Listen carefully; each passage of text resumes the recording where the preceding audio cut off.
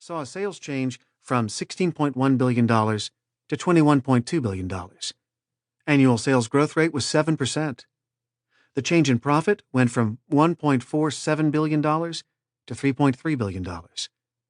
Its annual profit growth rate was 22%.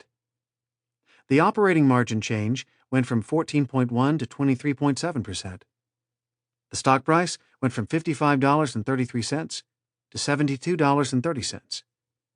Its stock price percent change was 32%, and the S&P 500% change was minus 12.8%. During his tenure at Boeing, from July 1, 2005 to the present, there was a sales change from $54.8 to $67 billion, at an annual sales growth rate of 7%.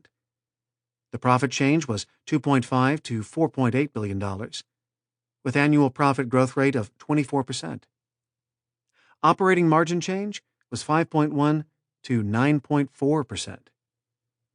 The stock price change went from $64.68 to $73.95. So a stock price percent change of 14% and an S&P 500% change of 14%. How McNerney tackles 11 leadership challenges. Thanks to his broad general management experience, Jim McNerney has developed and tested his management techniques in many industries facing a range of challenges. In this book, we are going to look at 11 leadership challenges and how McNerney overcomes them. They are: 1.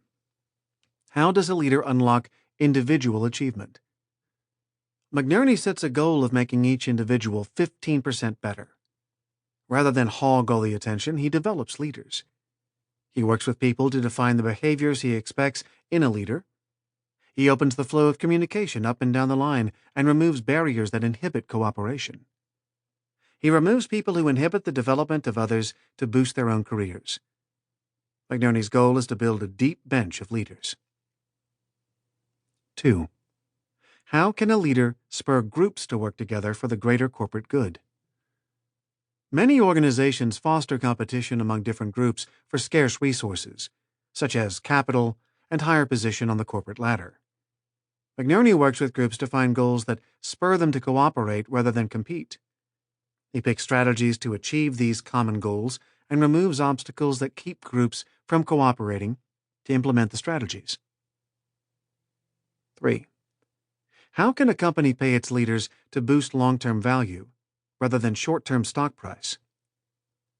While paying leaders to spike stock price is a fad, McNerney pays leaders to reach financial goals that will increase the long-term value of the company. He does this by linking leaders' pay to the generating of profits that exceed the cost of capital needed to produce them. This has two benefits. It focuses people on factors they can control, and it removes any incentive to manipulate investment spending to meet short-term profit targets. 4. How do you develop technology to meet the needs of consumers? McNerney achieves growth by building products that customers want to buy. Rather than encouraging technologists to work by themselves to invent the new products that interest them, he makes engineers part of a team of different business functions that works with customers. McNerney challenges the team to build products that will satisfy the unmet needs of those customers. He kills development projects with weaker profit potential and uses the freed-up funds to ensure that the most promising projects can succeed. 5.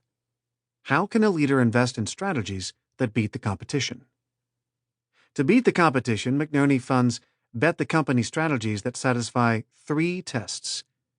They go after big, growing markets, they build on the company's strengths, and they take advantage of competitor weaknesses. If McNerney believes that those 3 tests can be satisfied, he places the bet because he thinks the company can win enough of that market's profits to earn an attractive return on the investment. 6. How much should a leader depend on acquisitions for growth? McNerney does not depend on acquisitions for growth. He wants a company to grow based on the skills of its people.